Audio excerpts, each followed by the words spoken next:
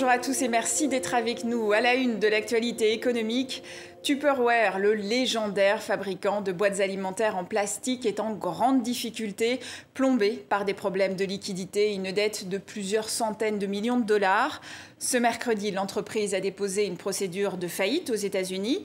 Fondée en 1946, elle a connu un immense succès avec ses fameuses réunions de Tupperware à domicile, mais elle a manqué plusieurs tournants stratégiques comme la transition vers le commerce en ligne et l'évolution vers des produits plus écologiques.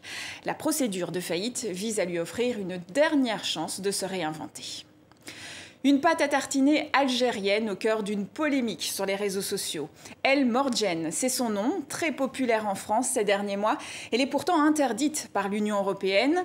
La raison, l'Algérie ne respecte pas des normes sanitaires suffisantes pour exporter des produits à base de lait dans l'Union. Plusieurs palettes la transportant ont été bloquées au port de Marseille et à l'aéroport de Paris-Charles de Gaulle. Une enquête est d'ailleurs en cours pour comprendre comment cette pâte a pu entrer sur le marché européen.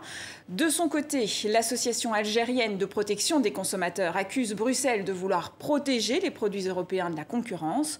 Pour l'instant, il est encore possible de trouver cette pâte à tartiner dans certains petits commerces à Marseille, mais son prix ne cesse de grimper vu son succès. Elle a un très bon goût, elle n'est pas trop sucrée, elle est bien délicieuse. Le pot il était à 30 € et bon, ça m'a pas étonné, mais peut-être que je le passerai plus tard, je pense au début de mois ce sera plus simple. Dans le reste de l'actualité, le Royaume-Uni s'apprête à tourner la page du charbon. Sa dernière centrale électrique au charbon fermera ses portes le 30 septembre prochain. C'est une première pour un pays du G7 et c'est tout un symbole. Plus de 140 ans après l'ouverture à Londres de la première centrale au charbon au monde, cette fermeture marque une étape clé vers la décarbonation totale du secteur d'ici 2030. La fin de l'énergie du charbon est le résultat de toutes les réglementations et politiques des dernières décennies. Elle ne s'est pas produite du jour au lendemain. Le chemin a été long, mais c'est vraiment positif. Cela montre que c'est possible et que d'autres pays peuvent suivre l'exemple et avoir une économie qui fonctionne sans charbon. Google vient de remporter une victoire contre la Commission européenne.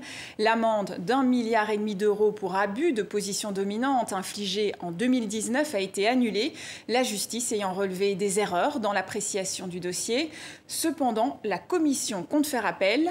En parallèle, une autre amende de 2,4 milliards d'euros cette fois pour pratique anticoncurrentielle a été confirmée il y a une semaine, Google Shopping étant accusé d'avoir rendu ses concurrents invisibles. Et c'est la fin de ce journal de l'économie. Merci à vous pour votre fidélité et à demain.